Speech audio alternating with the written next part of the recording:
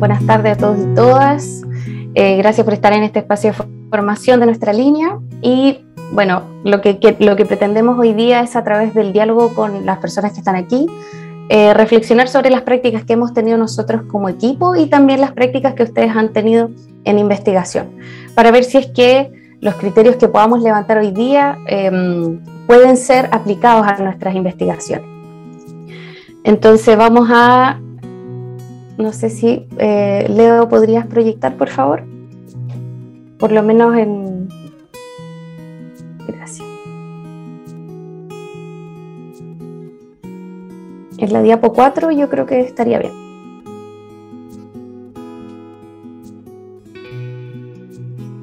Esa. Gracias. Entonces hoy día vamos a, nuestro camino, queremos hacer eso, reflexionar sobre cómo entendemos la investigación inclusiva, cómo la hemos entendido nosotras durante este trayecto de casi 6 años investigando en el Centro de Investigación. Identificaremos colectivamente los criterios a considerar para realizar una investigación inclusiva, y aquí donde vamos a dejar harto tiempo en un trabajo grupal. Atenderemos a las reflexiones experimentadas de 2 invitadas que tenemos también, y realizaremos conclusiones ya colaborativas para cerrar este taller. Esta sería la primera parte de un taller, donde luego en una segunda parte profundizaremos con los criterios que levantemos acá en la escuela de verano. Así que para ello, para este taller de hoy día, el taller será dirigido por la doctora María Leonor Conejeros y la doctora Fabiola Otárola, quienes facilitarán las reflexiones, y será comentado por la doctora Vanessa Vega y la doctora Verónica López. María Leonor Conejeros Solar es psicóloga y doctora en educación de la Universidad de Concepción, Chile, postdoctorada en Gifted Education, desarrollado en la Universidad de New South Wales, Australia, y es profesora titular de la Escuela de Pedagogía de la Pontificia Universidad Católica de Valparaíso. Dentro de sus actividades, ha implementado y dirigido el programa educacional para talentos académicos Beta de la misma universidad.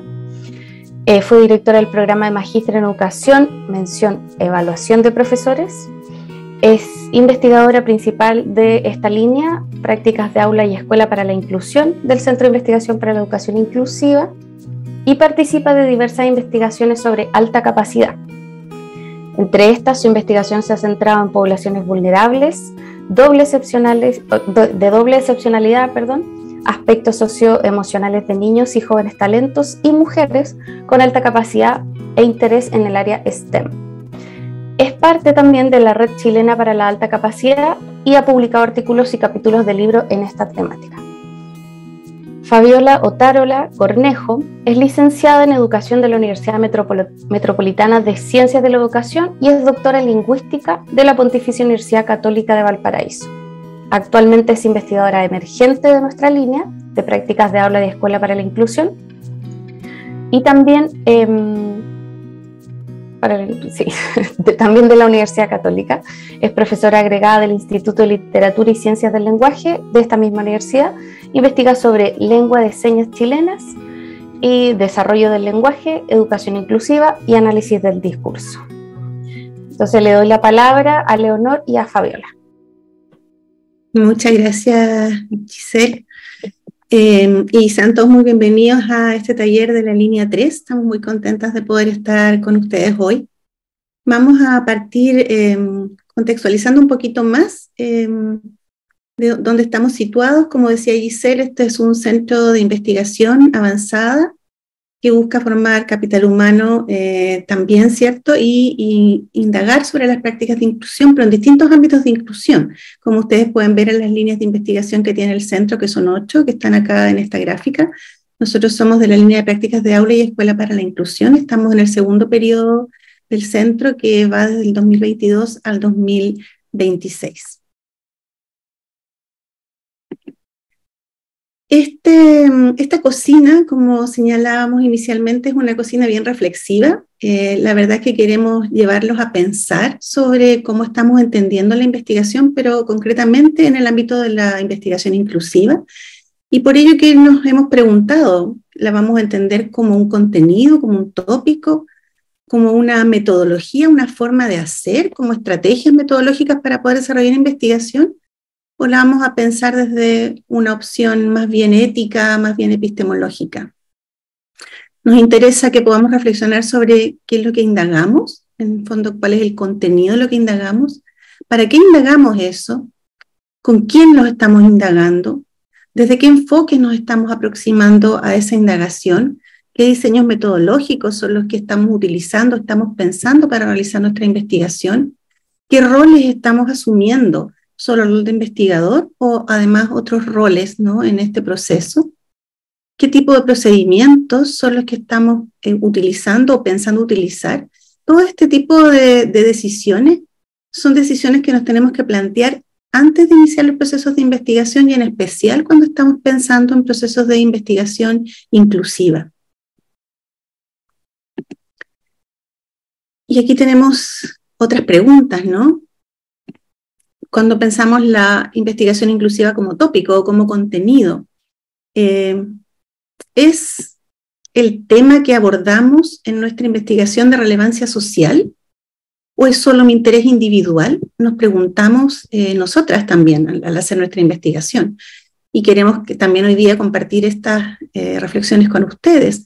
Cuando piensan en la investigación, pensando, ¿no es cierto?, de esta lógica de la inclusión, ¿cuál es el foco que debiera tener el contenido a investigar?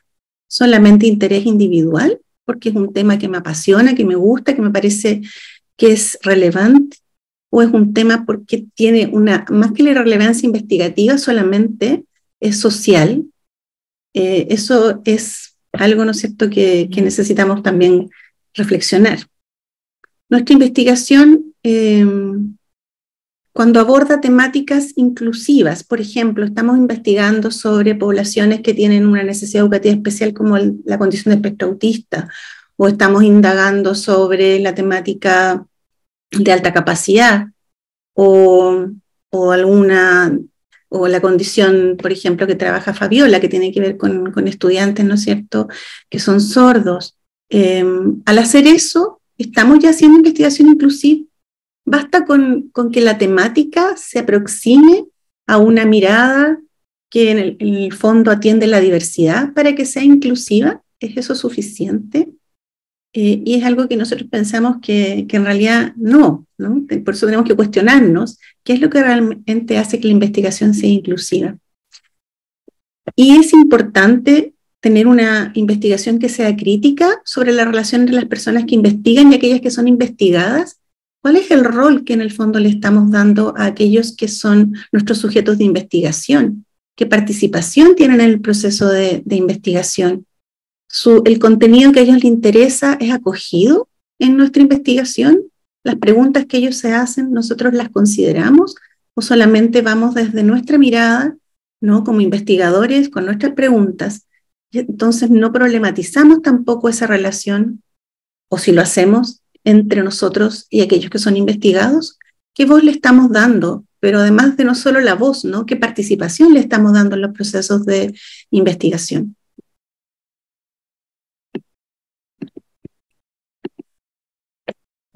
Y acá, revisando lo que a veces nos encontramos cuando tenemos que publicar nuestra investigación, porque la investigación también, ¿no es cierto?, uno de los elementos importantes es la divulgación de aquello que hemos investigado, es poder compartir lo que hemos encontrado para que también otros aprendan de ello y también se lo cuestionen.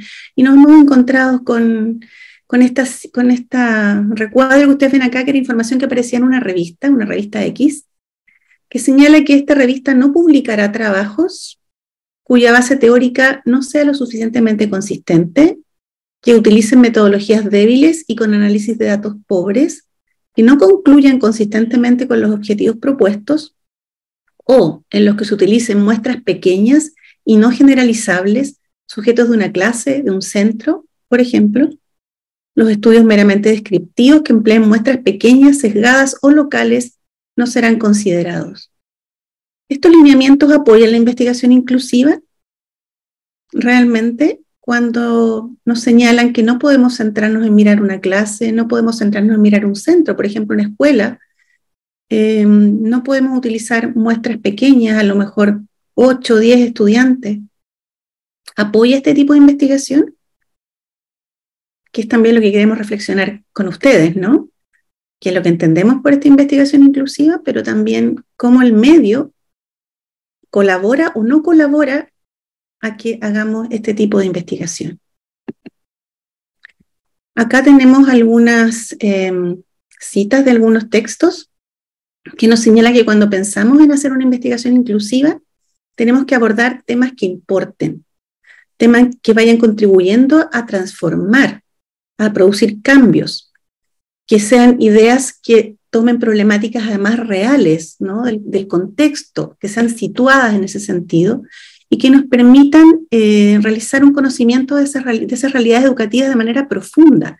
Y a lo mejor ese conocimiento puede ser de solo una escuela o puede ser de solo un curso, y no necesariamente, ¿no es cierto?, de todas las escuelas de una corporación de educación o de una SLEP.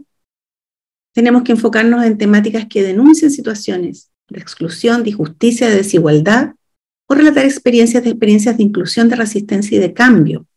A ello se aproxima lo que es la investigación inclusiva. La investigación inclusiva, por lo tanto, se nos señala que ante todo debe ser política, porque tiene que implicar un compromiso muy fuerte con una educación que es democrática, que es justa, que es inclusiva, y que evidentemente al ser así también va a contribuir a que construyamos sociedades más justas, más democráticas y más inclusivas. Estamos hablando de una investigación que es con, por o para aquellos que son nuestros participantes, pero nunca una investigación sobre ellos. ¿Cuánta de la investigación que hasta ahora realizamos o que estamos pensando realizar es sobre los otros, ¿no? ¿Y cuánta es con o para ellos? También es algo que es relevante que nos vayamos cuestionando.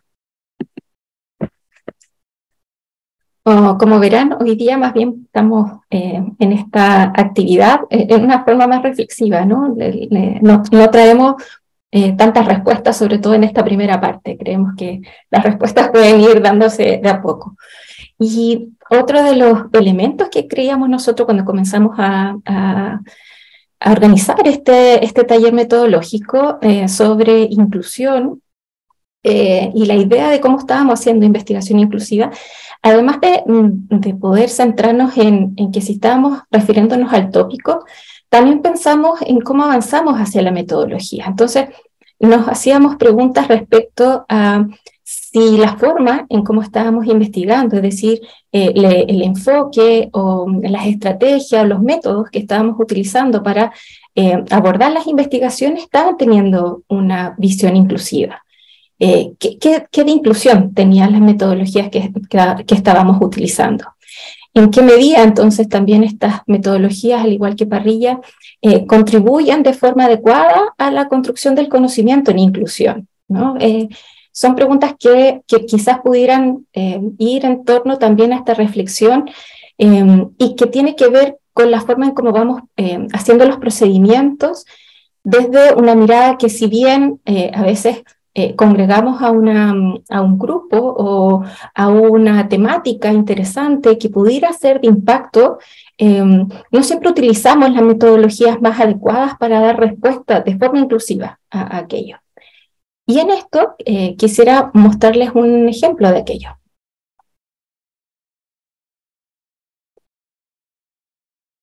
En lo particular, y aquí es como para empezar a hablar de uno y luego empezar a criticarse uno primero, yo también en mi investigación comencé viendo esto, ¿no? Lo que vamos a observar ahora.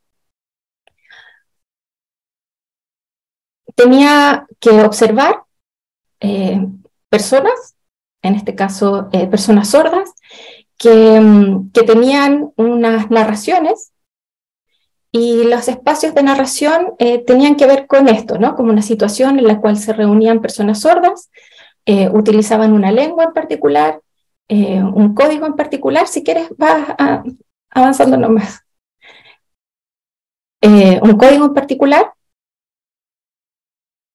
¿cierto? Donde hay una forma de poder estar vinculados uno con otro, ¿no? Donde la mirada y el espacio visual tienen gran impacto, donde los movimientos son muy importantes, donde las personas que están ahí tienen que manejar un mismo código, ¿no?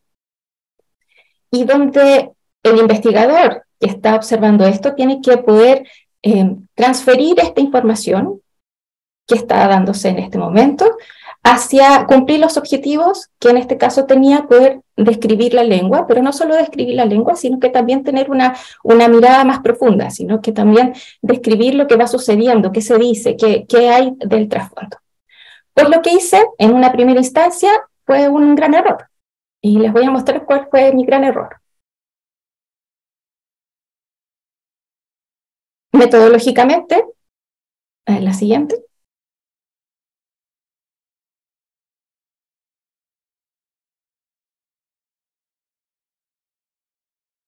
Chan, chan, chan, chan. Mi gran error fue comenzar por esto, ¿no? Metodológicamente, plasmar un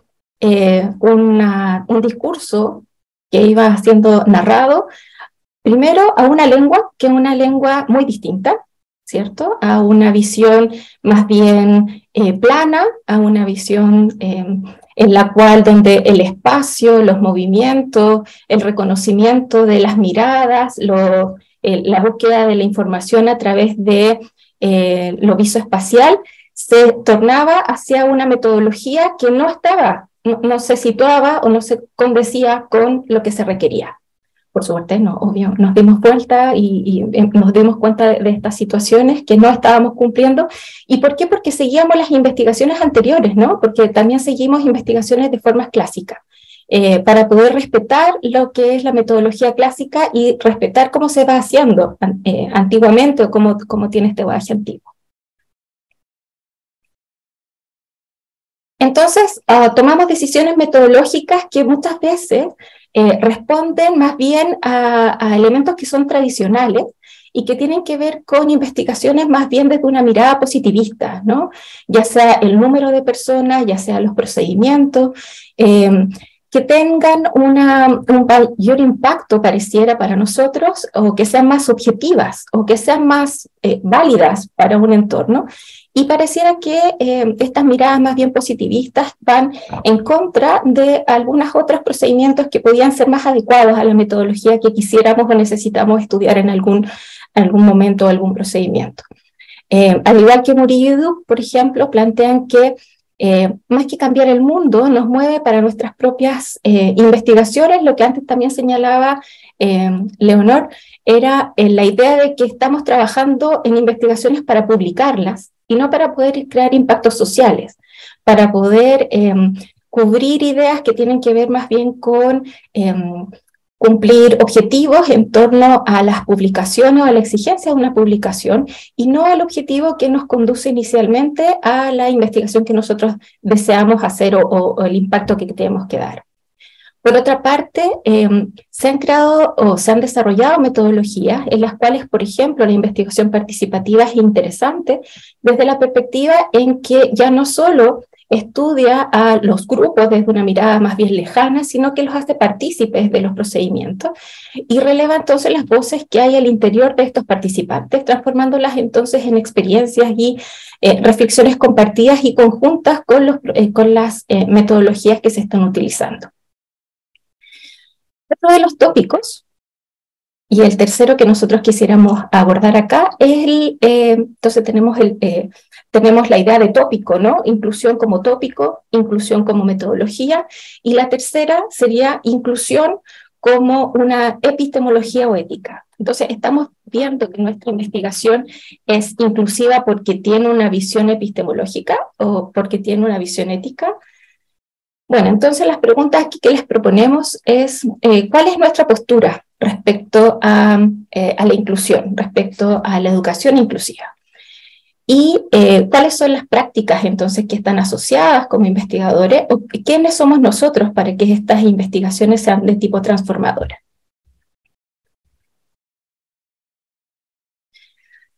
Aquí hay algunas notas que quisiera más bien resumir en algunas ideas principales. Tiene mucha relación con las personas, ¿no? ¿Quiénes son los investigadores? Cómo el investigador, de acuerdo a sus propias creencias, a sus propias construcciones personales, logra entonces apuntar a cubrir con ciertos objetivos, pero también a promover actitudes y valores a través de sus investigaciones, a través de estas investigaciones crear una cultura ética y responsable respecto a los objetivos que se desea cubrir y a la idea que se quiere entonces alcanzar sin pasar a llevar entonces a los marcos de inclusión que en inicio se quisieran proponer. Entonces, en resumen,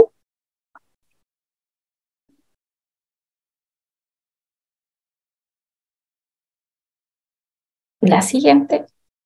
Hay algunas investigaciones en las cuales, por ejemplo, esta, proponen desde un inicio la concepción que tiene esta investigación para quedar como dentro de los principios de investigación inclusiva. Y en esta investigación en particular se da cuenta en un inicio quiénes son las personas que están investigando, quiénes son, y aquí hay un equipo de investigadores que son profesores, por ejemplo, profesores que han tenido una experiencia de investigación, pero además en qué creen, cómo creen que tienen, cómo creen las voces, o cómo perciben las voces de las personas que están investigando, que las personas que están investigando son parte de la investigación y del proceso. Entonces, una de las formas es dar desde un principio, en los primeros párrafos de nuestra propuesta investigativa, quiénes somos, ¿no? Y quiénes son las personas y cuál es nuestro principio de investigación. Por último, concluimos de esta primera parte que estos tres tópicos, o sea, que estos tres elementos, tanto tópico como metodología y como epistemología y ética, de alguna forma se plasman, se relacionan unos con otros. Por ejemplo, metodología no podría ser accesorio a la idea de tópico, ¿no? Nosotros tenemos que abordar a las personas, pero también sobre esas personas tenemos que crear una metodología, o no podemos realizar un tipo de elección de un tipo de tema respecto a la inclusión sin abordar anteriormente en qué creemos o qué pensamos de ese grupo de personas o cómo concebimos ese grupo de personas. Entonces, de alguna forma, tópico, metodología y epistemología son algunos de los tres elementos que creemos que son importantes reflexionar para nuestras investigaciones. Muchas gracias Fabiola, y a ambas en realidad. Entonces ahora lo que vamos a hacer, porque esto de verdad que queremos tener harto espacio para poder conversar en los grupos pequeños, vamos a separarnos por sala, así que le voy a pedir ayuda para que vayamos asignando en cuatro salas a las personas participantes, y en este espacio la indicación general es que ustedes puedan decirnos, ¿no es cierto?, cuáles serían estos criterios en estas tres áreas o dimensiones de la investigación que nosotros les estamos proponiendo. ¿Cuáles serían los criterios para hacer una investigación inclusiva? Para eso vamos a ocupar las salas, como les decía, y además cada persona que va a estar moderando, que en este caso va a ser Fabiola, Leonor, Isabel y César, en 4 salas distintas vamos a ocupar un espacio de Jamboard donde también cada uno y cada una les va a pasar el enlace. Luego de eso vamos a volver y van a tener que ustedes elegir como grupo a alguien que represente ese grupo. Todavía por favor no se unan a las salas. Así que ahí vamos a tener unos minutitos para que cada persona pueda contarnos lo que sucedió. Así que nos vemos en unos 25 minutos aproximadamente. Yo les voy a ir mandando ahí unos mensajes para que puedan ir viendo el tiempo, ¿sí? Ahora se pueden ir uniendo. Les agradecemos la ayuda de la separación de la sala. Bien, entonces doy nuevamente la bienvenida. Gracias entonces por el espacio de diálogo, de reflexión. Yo pude estar en un poquito grupo, así que, pero también uno se queda con todas las ganas de seguir conversando. Así que ahora vamos a tener aproximadamente 10 minutos para poder compartir las ideas de los grupos en total, así que no sé si la dinámica eligieron a alguien para representar o los moderadores o moderadoras son quienes van a hablar, y si alguien desea proyectar Jamboard también lo puede hacer dependiendo del grupo. Así que vamos por grupo, ¿ya? Vamos a empezar por el grupo 1, son 4 grupos. César, te doy la palabra, aproximadamente 2 minutos, ¿ya? Gracias. ¿Estás muteado?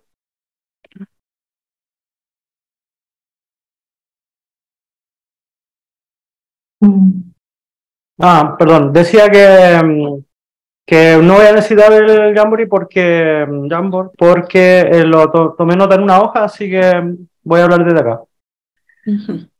Bueno, fue un rato corto, pero bastante grato, en que reflexionamos en base a estas 3 preguntas de cómo era nuestra postura en torno a la educación inclusiva, cómo desarrollar nuestras prácticas para este logro y fundamentalmente el carácter transformador que debiera tener. Bueno, las chicas con las que trabajé, una profesora de básica y la otra psicóloga de Perú, nos hablaban, por una parte, ¿cierto? Viviana hacía una crítica al diseño homogéneo estandarizado en el caso chileno, en el que las competencias y los contenidos son iguales para todos. Entonces ella proponía un diseño mucho más heterogéneo, ¿cierto? De un trabajo horizontal que pudiera llegar a todos los estudiantes. En este trabajo de investigación ella proponía, ¿cierto?, un trabajo no solamente en el aula con los estudiantes, sino también fuera de ella, con los profesores universitarios, los profesores tutores y también los profesores en formación, ¿cierto?, que pudieran integrar todos estos conocimientos sobre el torno a la inclusión, buscando, ¿cierto?, superar las dificultades y los obstáculos, ¿cierto?, del día a día en la escuela. Por otra parte, Sandra, que ella trabaja como psicóloga en Perú con niños con discapacidad intelectual, hablaba, ¿cierto?, del acceso a la información, comentaba este carácter democrático que debiera tener el acceso a la información, más amigable, ¿cierto?, donde hubiese el desarrollo de facilitadores al contenido y al acceso a los derechos, ¿cierto?, y donde no solamente se trabajara en el aula, sino que también fuera de ella, el trabajo con la familia, ¿cierto?, empezar desde la enseñanza básica, en las distintas regiones de su país, ¿cierto?, y buscando de algún modo también este trabajo comunitario que está fuera del espacio áulico. Eso es. Perfecto. Gracias, César. Pasamos entonces al grupo 2. Sí, en el grupo 2 estuvimos con Javiera, Katia, Alexis y José Saúl. Estuvimos comentando cuáles eran las áreas disciplinares en las cuales cada uno estaba desarrollándose, las motivaciones de investigación, y coincidimos en varios de los elementos en los cuales se reflexionó anteriormente, pero también hubieron otros elementos interesantes que se podía incorporar, ¿no? Uno es el tema de la formación en investigación, que la formación de investigación tiene varios obstáculos porque se hace investigación y se forma investigación haciéndola, ¿no? Entonces, no hay formas o no hay espacios de formación de investigación en inclusión, y sobre todo pareciera que la formación en inclusión tiene que ver con la multiplicidad de varios elementos, multiplicidad de profesionales, multiplicidad de metodología, multiplicidad de espacios, como recoger varias técnicas, incluso tiempo más, con más tiempo, necesidades más tiempo. Entonces, por ejemplo, teníamos a Alexis, que está trabajando en una carrera de magíster en el área de inclusión, y estas problemáticas que nosotros estamos hablando hoy también se las están preguntando en cómo formar a sus estudiantes en esto.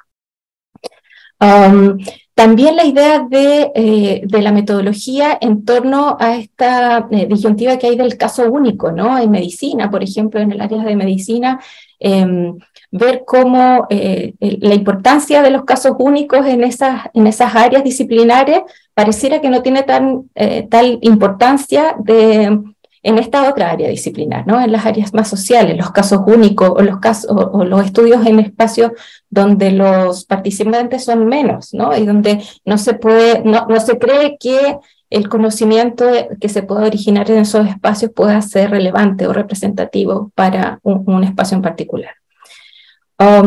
También el tema de la ética, en el caso de Javiera, que ella trabaja con grupos de pueblos originarios, realizar devoluciones, ¿no? Y realizar devoluciones pertinentes, que eso también tiene mucha implicancia en la hora de poder formular un proceso de investigación, desarrollar los pasos a seguir en esto, pero pareciera que este último paso no se incorpora dentro de los procesos de investigación, que son las devoluciones, más bien devoluciones pertinentes, y tampoco se incorporan los fondos para poder hacer eso. Pareciera que tiene que ver más bien con las características del investigador y las voluntades del investigador. Y se suma a esto en la parte de la ética, las voces de las personas a las cuales se va a incorporar, ¿no? Y cómo esas voces también son parte del proceso de investigación. Estoy viendo si me queda algo en alguno de nuestros Jamboard. Se cree que la investigación inclusiva entonces pareciera que requiere más recursos. Creo que por ahí, enfoque generalmente. No sé si alguien de mi equipo quisiera poner algo más que se me haya olvidado.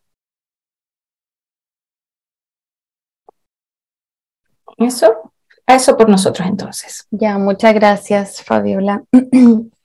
Entonces pasamos al grupo 3.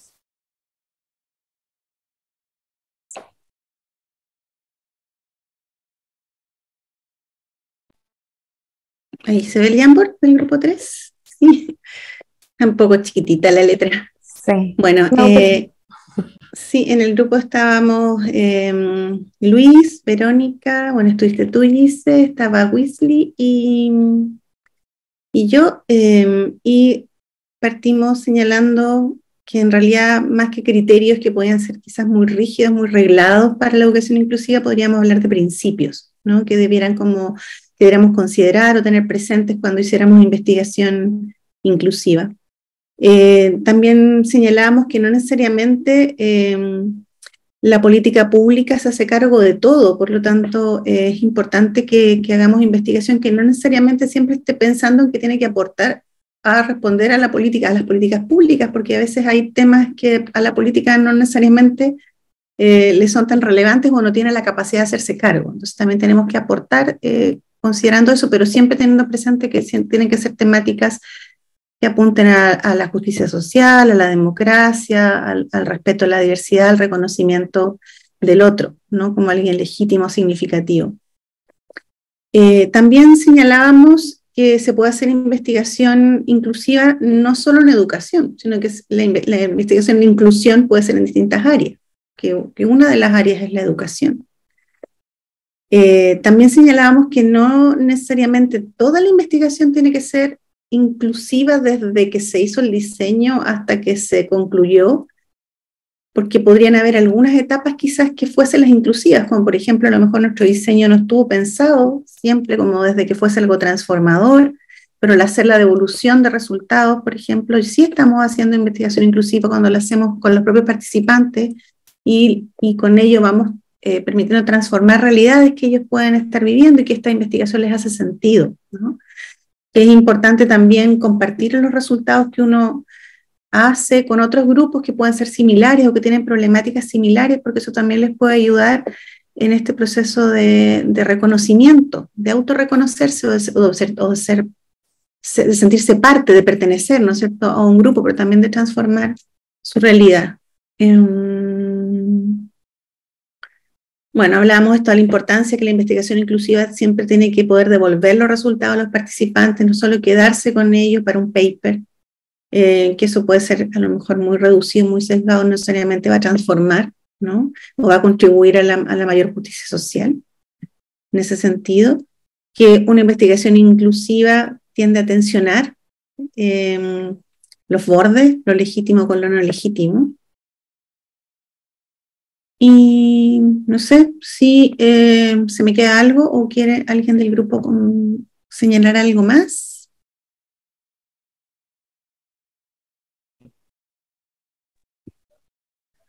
Voy a dejar de compartir, ¿no? No, creo que está ahí todo bien resumido. Genial. Gracias, Leo. Entonces pasamos al último grupo, el grupo 4, por favor. Ya. Va a comentar Solange y yo voy a compartir la pantalla. Gracias, Isabel. Denme un segundo que soy lenta. Igual traté de hacer un resumen de todas las ideas que tenemos. Bueno, en mi grupo estábamos compartiendo con Sheila, Elisa y Isabel, que era nuestra moderadora, Y acá hay varios como elementos, quizás también considerando esta estructura inicial que se abordó en la primera parte de este taller, respecto quizás a lo mejor el tema de la educación inclusiva como tópico. Ahí discutimos bastante con respecto a incluir nuevas voces, y la verdad es que también que esas voces sean como válidas como expertos. Entonces también ahí decíamos, por ejemplo, muchas veces uno valida con expertos, con otro investigador, con otro académico o con otras personas que tengan una trayectoria bien potente, pero a lo mejor la persona a la cual sobre la cual estamos haciendo investigación es en verdad un experto también en su tema, porque justamente está vivenciando en primera persona quizás la situación. Entonces discutíamos un poquitito y reflexionábamos frente a eso, a la necesidad de incluir nuevas voces y también validar a los otros como expertos en el tema, y en ese también cómo la investigación no debiera estar, o si bien está como un poquito monopolizada, ¿verdad?, en la academia, en académicos, en personas también que tienen una trayectoria investigativa bien extensa, como también algunas comunidades pudiesen también ser productores de investigación desde su primera línea, quizá en una línea más autobiográfica. También veíamos la necesidad de que cuando investigamos esto como tópico es necesario estar en una reflexión permanente, que las preguntas que se levantan también en la investigación o que se quieren responder muchas veces surjan de los propios, de estas propias comunidades diversas, de estos propios sujetos que queremos investigar, más que desde nuestros propios intereses, como se habló en una primera parte. En el segundo tema, respecto más al tema del método, es cómo necesitamos repensar todos los procesos también de cómo nos acercamos a esa comunidad, cómo la queremos en verdad investigar con ellos para incluir realmente sus voces, involucrar más actores también dentro quizás en esta parte de la metodología, y también salió un poco esta discusión que ya mencionaban en otro grupo, de que pareciera que fuera más costoso hacer educación inclusiva incluyendo más comunidades o más visiones o más instituciones, incluso a lo que tenemos que a lo que queremos propiamente investigar. Y finalmente, en temas como más epistémicos y éticos, veíamos cómo también es necesario, si bien es súper necesario comunicar y dar a conocer los resultados, como también es súper relevante hacerlo en el lenguaje que manejan esas personas o ese grupo al cual estamos investigando, porque muchas veces compartimos un informe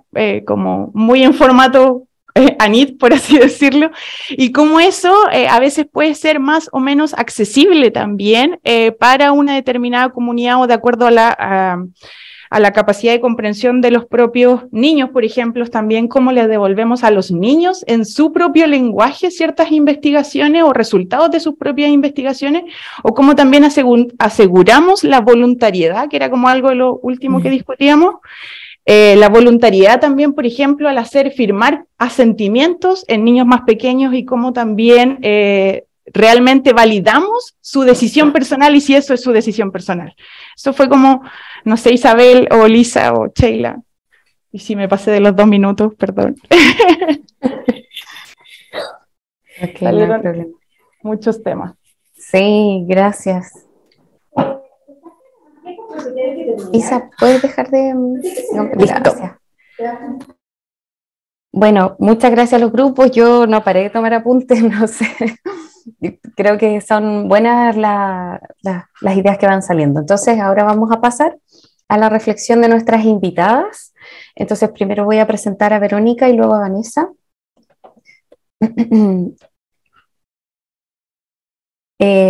Aprovecho de decir que cada una tiene máximo 10 minutos y como siempre estamos siempre como apretados con el tiempo, pero ese es lo que dispone. Bueno, Verónica López es directora del Centro de Investigación para la Educación Inclusiva, es psicóloga de la Pontificia Universidad Católica de Chile y doctora en Psicología de la Universidad Autónoma de Madrid. También es académica de la Escuela de Psicología de la Pontificia Universidad Católica del Paraíso y directora del Programa de Apoyo a la Convivencia Escolar, PACES PUCB, y coeditora de la revista de Psicoperspectiva. Entonces le doy la palabra a la doctora Verónica López y, como le decía, cuenta con máximo 10 minutos. Muchas gracias, Giselle. Solo les pido que ya no soy coeditora de la psicoperspectiva, no lo sigan poniendo. Ok, lo vamos a sacar, ya quedó grabado, así. Yo quisiera en 10 minutos, poquito tiempo, como solo compartir que esta ha sido una importante reflexión que hemos llevado a cabo como grupos, equipos de investigación, algunas de las líneas, en particular la línea de ustedes, también la línea convivencia escolar en la que yo también participo, pero que también es una conversación que se está dando a nivel como internacional, ¿no? O sea, creo que estamos como por una parte en la vanguardia de lo que se está discutiendo respecto al mundo de la investigación. Y por otra quiero ponerles como, voy a hablar con algunos ejemplos que también hablamos en el grupo y no voy a decir lo que la Leo ya dijo, porque yo también participé en algunas de esas discusiones que ella señaló. Me acuerdo en algún momento cuando entrevistamos a una persona para ingresar como investigador joven al centro, la persona trabajaba en educación intercultural, hizo una mención a que, bueno, ella estando en un grupo focal, habían personas haitianas, pero claro, como no habían traductor, entonces poco podían decir ellos porque en realidad no manejaban el idioma español.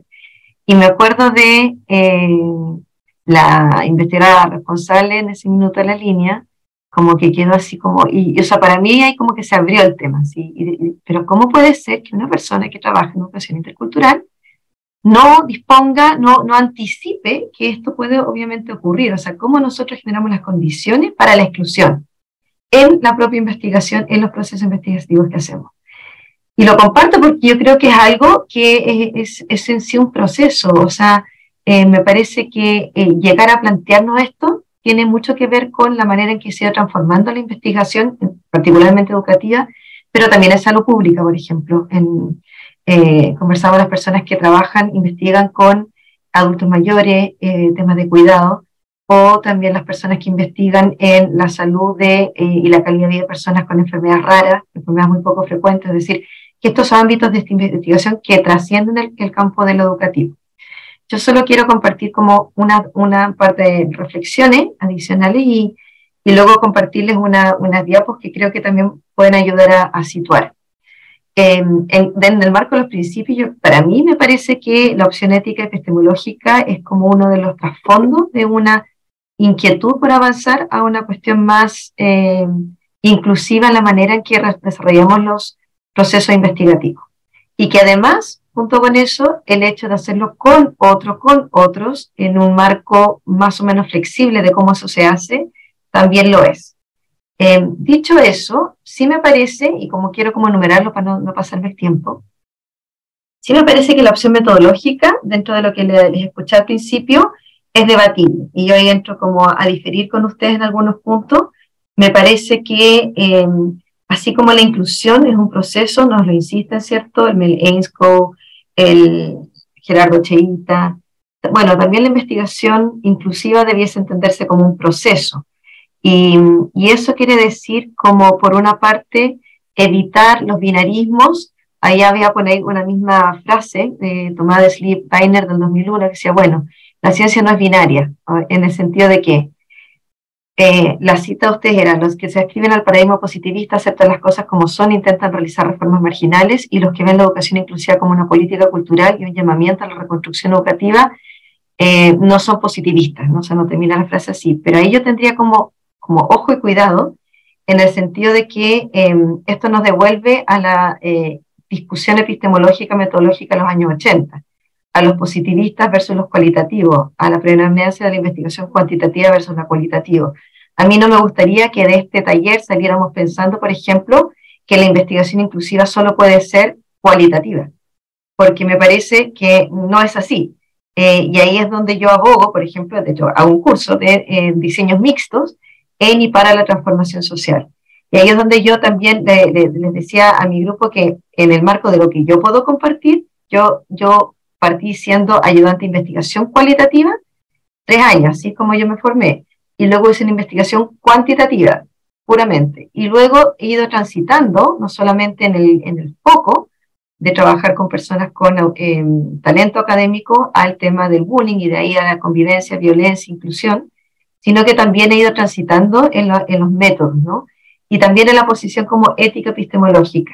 Y les quiero compartir algo que nos señaló la María Sotilla esta semana cuando compartimos con ella un seminario en la Autónoma de Madrid, online, obviamente, lamentablemente, porque no les dio para invitar, y a mí no me dio para ir, entonces, online fue, y lo que era sobre autismo y museos. Entonces nos tuvimos que empezar y ahí le pedí ayuda a Vanessa Vega, quien amablemente nos colaboró, bueno, ¿qué se hace? O sea, porque ahí te tenés que pensarte la inclusión educativa ya no como inclusión educativa formal, sino como inclusión social y cultural, ¿cierto? Y ahí entonces lo que ella, y se los digo así como textual y lo que yo le devolví, o sea, pero es que esto de que cuando a veces las escuelas se dicen, bueno, nosotros somos inclusivas, pero en realidad son inclusivas porque terminan captando un montón de estudiantes con autismo, con TEA, y bueno, al final es casi una escuela especial. Entonces eso es inclusión, pero por otra parte, no hacerlo no significa como poner al otro en una posición como si acá hubiese alguien que pudiese darnos el sello de lo que es inclusivo. Entonces yo le devolví, mira, y me parece que esto también aplica a la investigación inclusiva. Es decir, la barrera que hay que correr, si entendemos que la educación inclusiva significa eliminar, ¿cierto? Disminuir las barreras que dificultan el acceso, pero también el aprendizaje, la participación, la generación de una identidad que permita la progresión, egreso, etc. Ok, si eso es así, entonces reconozcamos que las barreras culturales tuyas de las mías son distintas. En la mesa, que era una mesa de 4 o 5 personas, había un psicólogo de la Fundación Ángel Rivier, que es el grupo donde yo estudié en Madrid, y él fue presentado como el psicólogo de la fundación y además una persona con TEA. Y yo le decía, mira, en mi escuela de psicología este año estamos empezando a debatir el hecho de que tenemos estudiantes con TEA y que no sabíamos cuándo ingresar. Y entonces tengo colegas que piensan que esas personas no debiesen graduarse. O sea, a esos niveles estamos, ¿no? Y entonces el otro piensa que yo soy lo peor porque le digo, pero ¿cómo puedes pensar eso?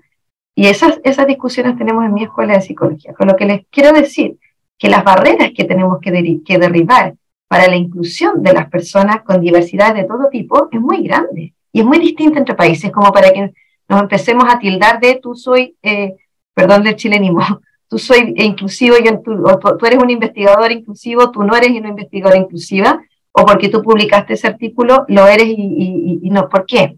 Porque me parece que si la investigación inclusiva es un proceso, entonces debemos reconocer que nosotros como investigadores e investigadoras también estamos en transición y transitamos por procesos.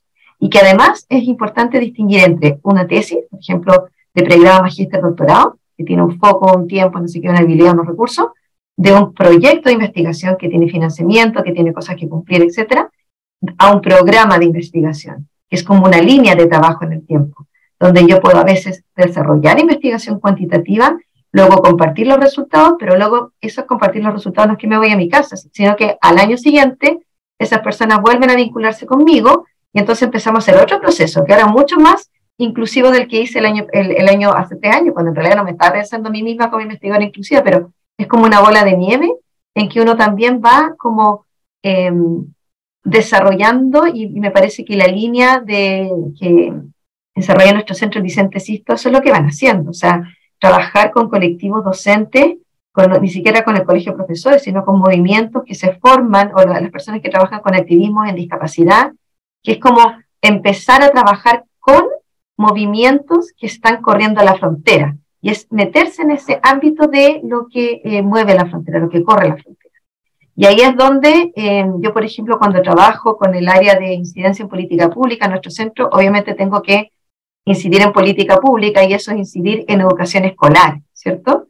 Pero, por ejemplo, hay temas que no abordan la educación escolar, como la educación no formal, como el homeschooling, y entonces son ámbitos en que a mí, por ejemplo, me encantaría meterme, pero claro, tengo yo un compromiso social como directora de meterme en eso. Solamente quería mostrarles esta última parte, y con esto termino, es que en el curso de diseños mixtos que yo hago para el doctorado en psicología, y lo hacemos en conjunto con el doctorado en psicología de la Chile, cuando empezamos el curso, ¿no?, el típico como discusión paradigmática de los diseños mixtos, a mí me gusta mostrar estas ideas de Mertens, que propone que además de un paradigma, lo que clásicamente entendemos como el pospositivista, constructivista y el pragmático, ahí se incorpora esta visión transformacional. Y que si ustedes leen como de qué va, de qué se trata, básicamente tiene que ver con una ontología que es multifacética, como que pone por adelantado, es decir, como supuesto las diferencias sociales y culturales, que es epistemológicamente colaborativa y por lo tanto busca metodologías colaborativas, no sea únicamente respecto del paper publicado, sino de la manera en que se lleva a cabo en una longitud de tiempo, en una ventana de tiempo mucho mayor, basada en derechos humanos, que es participativa y que en general su retórica es más de activismo. Y pongo el ejemplo de las tesis, como el colectivo de las tesis, pero también pongo el ejemplo de nosotros mismos cuando hacemos investigación que puede ser una encuesta que se aplica en un colegio, en un aula, que quizá no tiene nada de inclusiva, por se, ¿no? Pero metida dentro, incrustada dentro de una metodología más participativa, como puede ser una investigación-acción colaborativa, o simplemente un diseño mixto, nos permite como avanzar en una posición de vida y académica que es más transformacional. Y me gusta mucho esta frase que él dice, mira, a las personas, algunos investigadores ya que solamente no trabajan con personas con discapacidad, o con afroamericanos, o con latinos, claro, que son de Estados Unidos, o con personas coloniales, o de pueblo originario, o con personas sordas, o con feministas, ellos piensan que en realidad el paradigma transformativo no es relevante, no se aplica a ellos. Él hace el argumento que el paradigma transformativo en realidad es relevante para aquellas personas que experimentan discriminación o opresión en cualquiera sean sus bases, es decir, no solamente la investigación inclusiva, así como no solamente la educación inclusiva es para las personas con discapacidad, sordera, etc. Y entiendo que acá hay personas incluso de otros países que trabajan con esos colectivos, con esos grupos, pero que acá yo quisiera insistir, uno, que no nos pongamos en un pedestal moral de juzgar al otro porque no es suficientemente inclusivo. Dos, la ciencia no es binaria, la ciencia social y humanidad, estamos cambiando. Tres, me parece que un paradigma transformacional desde este punto de vista nos permite pensarnos también como investigadores en evolución. Y cuatro, yo personalmente abrazo la posibilidad de avanzar hacia la investigación inclusiva, pero tampoco me autoculpo, como quizás lo hacía antes en otras etapas de mi vida, por cómo se me ocurrió hacer un diseño de ese tipo cuando lo podría haber hecho mejor. Bueno, vamos avanzando, ¿no? Yo creo que ese es como, al igual que la educación inclusiva, son pequeños pasos. Genial, muchas gracias, Verónica. Entonces, a continuación, comentará la doctora Vanessa Vega, quien es doctora en investigación sobre discapacidad de la Universidad de Salamanca, España, profesora de educación diferencial, mención de eficiencia mental por la Universidad de Playa Ancha de Ciencias de la Educación de Valparaíso. También es profesora titular de la Escuela de Pedagogía de la Pontificia Universidad Católica de Valparaíso e investigadora del Instituto Milenio para la Investigación del Cuidado MICARE e integrante del Comité de Bioética y Bioseguridad también de esta misma universidad. Entonces le doy la palabra a la doctora Vanessa, quien también contará con 10 minutos. Muchas gracias. Hola, muchas gracias por la invitación, por poder compartir un poquito de lo que hacemos en temas de investigación inclusiva. Antes, con la presentación, les quiero contar que nosotros empezamos con estas preguntas, con estos cuestionamientos que algunos los escuchaba ya es el año 2016. Nosotros llevábamos una investigación tradicional, ¿no es cierto? Trabajábamos educadores especiales en lo esencial, pero al terminar un proyecto Fondesit, con muchos cuestionamientos de la forma de haberlo realizado, un poco como decía Vero, bien culposos de por qué no haberlo hecho de otra manera o poder haberlo hecho mejor. Empezamos a revisar investigaciones de diferentes índole y nosotros trabajamos en discapacidad intelectual específicamente, y ahí nos planteamos que este objeto frontera, que es la discapacidad intelectual, no le pertenece a nadie, ¿ya? Y es de todas las disciplinas y es de toda la comunidad. Entonces, ¿cómo necesitamos? Y empezamos a ver que necesitábamos trabajar también con otros profesionales para poder dar respuesta a preguntas que ya eran más complejas. Ya no solo tenía que ver cómo los chicos responden a los aprendizajes, no solo tenía que ver con sus necesidades de apoyo, sino el impacto que tienen ya diferentes propuestas, el impacto, cómo se introduce la tecnología como un apoyo en este trabajo. Y en esta línea trabajamos con diseñadores, lingüistas, sociólogos, psicólogos, ingenieros, y tenemos un núcleo que trabaja sobre accesibilidad e inclusión, ¿ya? Y empezamos a revisar y a ver que ya desde los varias décadas atrás, estaba este concepto, este paradigma de investigación inclusiva. ¿No es cierto? Que la investigación inclusiva, que ahí vamos a revisar un poquito la definición, ¿no es cierto? Pero que habla de lo que dice Solange, de estos expertos, pero son expertos por experiencia. Ese es el nombre, por así decirlo, como técnico, ¿no es cierto?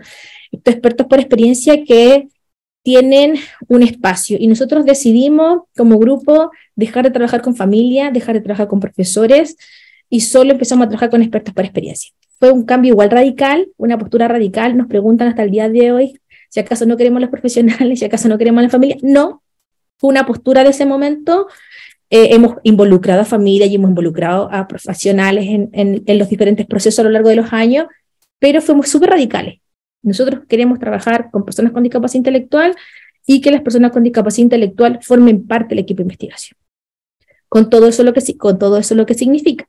Ahora voy a compartirles una pantalla. Entonces, nosotros hemos transitado, ya, aquí, ¿se ve bien? ¿Se ve? Sí, ahora sí. Entonces nosotros transitamos de esta postura súper radical de hacer investigación inclusiva, ¿no es cierto?, a entender que y hoy en día se habla de los diferentes procesos de investigación inclusiva, del valor y el impacto que tiene la investigación inclusiva, ¿ya? Al inicio, la investigación inclusiva en su proceso era muy autobiográfica, tenía una línea muy cualitativa, muy del experto, de experiencia, una línea como bien en eso, pero ya se ha avanzado, ¿no es cierto?, al valor y al impacto que tiene la investigación inclusiva en los procesos de investigación, en la sociedad y en las propias personas que se ven involucradas. Entonces, hoy día estamos en ese cuestionamiento de cómo avanzamos. A grandes rasgos, la investigación inclusiva viene desde los enfoques emancipatorios, ¿no es cierto? No es algo como que, ¡uy, súper nuevo, descubrieron la pólvora! No. Esto ya se viene trabajando en los países de habla inglesa hace mucho rato. En España, nosotros estuvimos hace un mes en la Universidad de Girona, donde hemos trabajado harto con ellos, son nuestro par, por así decirlo, en habla hispana, que tiene un poquito el tema cultural ahí bien trabajado. Entonces, la investigación inclusiva tiene que ver con esto, con involucra a las personas con discapacidad, más que como sujeto encuestado, los involucra en los procesos. Es una investigación que se desarrolla con las personas con discapacidad y para las personas con discapacidad intelectual, ¿ya? Entonces, en esta línea es bien importante destacar que, ojalá, porque no siempre es así, nosotros no partimos así, el tema debe ser interés para los beneficiarios. Es decir, debe ser de interés para las personas con discapacidad intelectual. Nosotros no partimos así, sí recogimos, nosotros teníamos mucha evidencia, mucho trabajo con personas con discapacidad y sabíamos cuáles eran los temas, más o menos, el dolor, ¿no es cierto?, que había ahí para recogerlo. Debe ser colaborativo, ha sido un proceso largo para llegar a esta colaboración. Las personas con discapacidad deben ejercer control sobre las etapas y por sobre todo debe ser accesible el proceso. Entonces aquí hay algo bien importante que nosotros conversamos con María Pellicera, que es una profesora con la que trabajamos harto en esta línea, es que la investigación inclusiva debe ser inclusiva durante todo el proceso. ¿Deben participar las personas con discapacidad intelectual en todo el proceso? No necesariamente, ¿ya? Y eso a veces en ocasiones como doloroso decirlo, porque yo quisiera que ojalá participaran en todo, ¿cierto? O a lo mejor no todo el equipo de investigación va a participar en todo el proceso. Algunos van a participar en la elaboración de preguntas, otros van a participar en el análisis de los resultados, y así lo podemos ir viendo, ¿ya? Nosotros trabajamos con un equipo de grupo asesor, ahora somos 7, pero partimos 9, y hemos llegado a ser 11, de personas con discapacidad intelectual. El año 2023 vamos a ampliar convocatoria, queremos renovar el equipo que tenemos, pero lo queremos renovar, y un equipo multidisciplinar de diferentes disciplinas. Eso somos nosotros, que nos dibujó una tesis, una chica, ahí nos dibujó a cada uno de nosotros. Entonces, en este proceso de la investigación inclusiva hay harto tema que hacer, porque por lo general las personas con discapacidad intelectual no tienen formación, ¿no? O la formación que tienen es muy funcional, ¿no es cierto?, para desempeñarse en aspectos cotidianos, en aspectos, un segundo, no sé por qué se me está acabando la batería, en aspectos cotidianos, en aspectos de esa línea.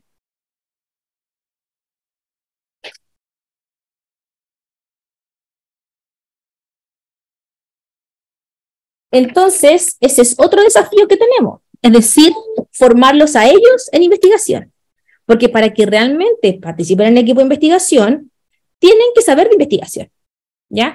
Nosotros tenemos un curso hecho para formar a personas con discapacidad intelectual, lo estamos aplicando hoy en día en un grupo de mujeres con discapacidad intelectual que tenemos, un grupo nuevo que es de solo mujeres, que se llama Investigando Juntas, y lo estamos aplicando, porque la investigación, también lo decía un grupo, está centrado en más procesos más de lead, ¿no es cierto? Podría decirse así de manera más, es decir, hay que estudiar, hay que formarse, pero en la población con discapacidad intelectual, y puede que población, niños, población migrante, otro tipo de población, tampoco tengan esa formación. Pero para poder participar y no ser solo sujetos, usuarios, ¿no es cierto?, es necesario que ellos se formen. Cuando hablamos de investigación inclusiva, hay diferentes formas en que las personas con discapacidad puedan participar. Nosotros tenemos, estos son lo que nos dice la literatura: asesores, colaboradores y líderes. Así han participado también las personas con discapacidad intelectual en nuestro proceso. Nosotros partimos literalmente como sujetos de investigación, denos información, necesitamos saber para poder ir armando estos procesos. Pero luego fuimos avanzando a asesores, a colaboradores. Nosotros tenemos una figura que no la quise poner porque la estamos modificando y la vamos a mostrar en la escuela de verano, así que para que se inscriban y nos vayan a ver. Nosotros planteábamos que el proceso y los roles de la investigación eran una escalera, ¿ya? Que partíamos siendo sujetos y íbamos adquiriendo roles, ¿ya? Rol de evaluador, rol de validador, rol de codiseñador, porque trabajamos mucho con diseño y el desarrollo de la co-creación de diferentes cosas, instrumentos, apoyos tecnológicos, validación de instrumentos. Y este año que hemos estado en un año de reflexión, nos hemos dado cuenta que el proceso no es en escaleras, ¿ya? Que el proceso, todavía no tenemos la figura armada, prometo tenerla el 16, para que la idea es reflexionarla, porque hoy ya lo he conversado con mi colega de diseño, vamos a tener que cambiar esto, porque nosotros lo planteamos como una escalera en donde estaban los roles de las personas con discapacidad, los roles del grupo asesor, del grupo de los profesionales también. Ahí hay una mezcla, nos vamos mezclando, porque claro, en un momento ellos son aprendices y nosotros somos, entre comillas, como educadores. ¿Sí? Hay que formarnos sobre investigación, formarnos sobre ciertos temas, ¿ya? Y así vamos transitando. Lo ideal es que ellos pudieran llevar a cabo sus propios procesos de investigación. No es un proceso fácil en nuestro país porque ya desde la formulación y los famosos proyectos son complejos. El currículum, los chiquillos no tienen currículum, ¿ya? Nosotros hemos conversado la posibilidad de incorporarlos como equipo de investigación a ciertos proyectos y nos piden currículum. Entonces, claro, son personal técnico, ellos están involucrados en nosotros porque ya hay proyectos como los FONAPI o proyectos de esa línea, que si tú tienes personas con discapacidad en el equipo, puntúas más, ¿ya? Pero como investigadores es muy difícil que ellos puedan entrar, ¿ya? Entonces estamos en esta lucha. Nosotros pasamos mucho rato como asesores, como colaboradores. Ahí estamos, nosotros estamos en la línea de la coinvestigación, cómo podríamos llegar con ellos a coinvestigar, pero con hartas dudas, con hartas preguntas, con harto apoyo de investigadores internacionales, como es la María Pallicera, como yo les decía, de cómo ellos llevan su proceso y cómo nosotros hemos desarrollado el nuestro, porque un cuestionamiento importante es para nosotros, ¿hasta dónde? ¿Ya? ¿Somos realmente inclusivos si ellos no han participado en el desarrollo de ciertas preguntas? A veces como uno muy papista, ¿no es cierto? Si no participa en todo, no lo estás haciendo. Bien, ¿ya? Entonces esos cuestionamientos son importantes de hacerse, de saber que el proceso de investigación inclusiva es un proceso que no se logra en un espacio, en un semestre, en un año, sino que, como decía Verónica, es un proceso, el proceso de investigación, vamos para adelante, avanzamos 5, retrocedemos 2 y así vamos también, porque es un aprendizaje para los investigadores también, ¿ya? Que es importante avanzar. Entonces, planteamos que en la investigación son importantes tanto los resultados como los facilitadores que nosotros damos para los procesos de investigación, ¿ya? En esta línea tenemos que nosotros trabajamos mucho en espacios o en temas en que las personas con discapacidad puedan participar realmente. Nos preocupa muchísimo el acceso a la información y a la participación. En eso sí somos muy cuidadosos, es decir, en la accesibilidad a la información, el acceso a la información, que realmente se entiendan los conceptos que estamos trabajando, que ellos se puedan expresar. Hemos diseñado diferentes métodos donde ellos puedan expresarse, para los que no hablan, sistemas de fichas, para los que quieren escribir, trabajamos a través de sondas culturales, que son trabajos de diseño, pero también los chicos nos han ayudado a generar instrumentos cualitativos. Por ejemplo, tenemos una rúbrica de evaluación de la accesibilidad de los espacios creada por ellos, hecha por ellos. Nosotros solo recogemos información, nosotros les solicitamos fotos porque ¿cómo evaluamos la accesibilidad? Pasamos por diferentes métodos, los diseñadores ahí quedaron súper frustrados porque todos sus métodos preciosos, maravillosos, automáticos no funcionaron. Entonces volvimos a las fotos, saquen unas fotos a lo que es accesible y a lo que no. Entonces con las fotos que ellos sacaban, ¿no es cierto?, creamos un instrumento. Entonces, mira, estas fotos accesibles, excelente, porque se ve bien, la letra es grande, lo puedo diferente, no me confundo. Este es súper malo porque no entiendo lo que dice, no sale el nombre. Entonces, sí, y eso fue un instrumento que diseñamos con ellos, ¿ya? Y fue, para nosotros ha sido un logro muy importante porque casi siempre las rúbricas las hacemos nosotros los expertos. Lo que nosotros hicimos es solo traducir lo que ellos decían, que es un 5, que es excelente, y estos criterios. Entonces, ¿qué fuimos nosotros? Esos criterios que ellos decían, nos transformamos en lenguaje sencillo, ¿no es cierto?, para poder evaluar. Entonces, los apoyos que se dan son fundamentales para poder este proceso. Vanessa, ¿sí? Si pudieras ir cerrando. Estoy terminando. Ahí está, ya, súper. Entonces, cuando hablamos de investigación inclusiva, también hablamos de empatizar, ¿no es cierto?, de ponerse en los diferentes espacios, en los diferentes escenarios que hay de los expertos por experiencia. No ha sido un proceso fácil, pero sí para nosotros requiere una mirada que tenemos nosotros, por ejemplo, como núcleo, que es donde trabajamos la accesibilidad y la inclusión. Es decir, este es nuestro paradigma. Nosotros trabajamos bajo este enfoque en donde los expertos por experiencias para nosotros son de hecho, nosotros tenemos una lámina en que los presentamos como en el centro, ¿ya?, donde recogemos las necesidades, donde vamos trabajando. Y para finalizar, por si les interesan las cosas que hacemos, está nuestro núcleo. Picto es un proyecto sobre accesibilidad. Tenemos una biblioteca de pictogramas gratuita, que ustedes pueden usarla. Y nuestro proyecto más lindo, pero que lo tenemos ahí parado, es un Living Lab, ¿ya? Así que muchas gracias por la invitación y espero haber compartido algunas ideas del trabajo que hacemos para motivarlos y para que vayan el 16. Absolutamente, Vanessa, muchas gracias. Bueno, muchas gracias. Y ahora sí voy a ir cerrando. Agradecemos el diálogo, la participación de ustedes, las reflexiones de Leonor, Fabiola, Vanessa, Verónica y de todas las personas que participaron en este taller. Solo para cerrar voy a tratar de ser muy breve. La primera idea, ¿no es cierto?, de la problematización que hacía Fabiola y María Leonor, una gran idea es que estas tres dimensiones que estamos tratando de analizar es muy difícil, ya que siempre está entrelazado. Bueno, muchas de las cosas que se mencionan después también son parte de lo que se propone en el marco. Lo segundo, a partir de lo que se analizó, de lo que comentaron con respecto a los diálogos internos en cada grupo, había una idea común entre los grupos que es la relevancia de la reflexión continua en la investigación, la importancia de posicionar la investigación inclusiva desde una mirada flexible, reflexiva y transformadora.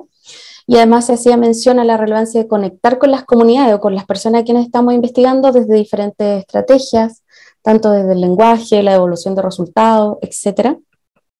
Y lo último, ya aquí estamos tomando ideas de la presentación tanto de Verónica y de Vanessa, que nos ponen hartos cuestionamientos. Sería, Verónica nos lleva con 4 ideas, que sería no ponerse desde un pedestal moral cuando estamos hablando, quienes estamos haciendo investigación inclusiva, evitar entender la ciencia como un proceso binario. También otra idea relevante es correr las barreras de lo que se investiga, o sea, cuando estamos investigando en educación inclusiva podría ser esa una mirada también de entenderlo. Y la última idea es entenderse a sí mismos como investigadores e investigadoras dinámicas, ¿no es cierto?, que estamos siempre en tránsito con estos mismos cuestionamientos. Ideas que suma Vanessa, que sería, bueno, de las que más me llamó la atención, esta postura radical, ¿no es cierto?, de con quién están investigando, a quiénes decides investigar, con quién decides investigar también. Buscar esos temas, entonces, en esta misma radicalidad, que sean interés para quienes están beneficiando de esta investigación, que la investigación sea un espacio colaborativo, y otras ideas que me gustan mucho y también son reflexiones que hemos tenido con la línea en estos años, es que quienes investigan lo hacen aprendiendo a cómo investigar, es decir, que la investigación se vea como un oficio que se transmite, y también esta idea de empatizar sobre a quienes investigamos y también empatizar con nosotras mismas cuando nos ponemos todas estas ideas de que tenemos que hacerlo súper bien, ¿no es cierto? Sobre todo quienes estamos investigando aquí. Así que esas serían las ideas, obviamente quedaron muchas en el tintero, pero desde ya les agradecemos, les dejamos invitadas a las próximas cocinas metodológicas que serán publicadas por todas las plataformas nuestras, multimedia, y además, si es que quieren revisar las versiones anteriores en el canal de YouTube, que también va a estar esta, Inclusiva TV. Eso, nos vemos en otra próxima oportunidad. Muchas gracias a todos los participantes. Para mí es un agrado compartir. Muchas gracias a todos. Que estén bien. Muchas gracias. Chao, gracias. Gracias, Vanessa y Verónica. Gracias. Y gracias, Vanessa y Verónica. Muchísimas gracias. Buen adelanto para la escuela de verano. Bueno. Muchas gracias, súper bien. Un abrazo. Las presentaciones. Chao, chao. Muchas gracias. Chao. Hasta pronto. Hasta pronto. Chao.